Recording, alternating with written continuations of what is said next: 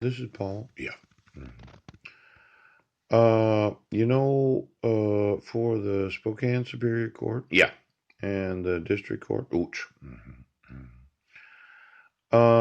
it's possible we could have had a jury trial when we weren't here. Mhm. We were on Guam. The community property, Yeah. Mhm. known as the community debt. Mhm. Mhm. Now, liability upon dissolution of marriage. Yeah. Community. Mhm. Spouse have separated, damage or injury caused by one. Mm. Usually create only separate liability in the action spouse since it was not for the marriage benefit. Mhm. Mhm. Yeah. Now, after dissolution, Mhm. enforcement of marital property contract or tort liability existing. Yeah. Prior to the dissolution can be enforced upon the former marital property. Yeah. Mhm. Mhm.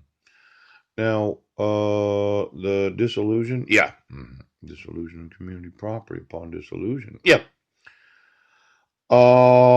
The powers of the court in the case of termination of the marriage by dissolution or decree or of invalidity. Yeah. Mhm. That's a little different than jurisdiction, isn't it? Yeah. It's kind of like this powers of the court. Yeah. Mhm. It's kind of one of those powers, like a superpower. Yeah. Mhm. Now, just so we know, Right now. right now, they must have worded it that way for a reason. Yes. The powers of the court in the case of termination of marriage by dissolution or decree Mhm. of invalidity. Mhm. The law clearly recognizes the power of the courts to distribute property in an equitable manner. Looks to how the parties will be left upon the termination of the marriage, which includes the power of the court to invade the separate property ownership. Separate property. Yep. The problem is the invalidity, dissolution decree of invalidity. Yep. Can you invalidate a United Nations marriage certificate? Pooch.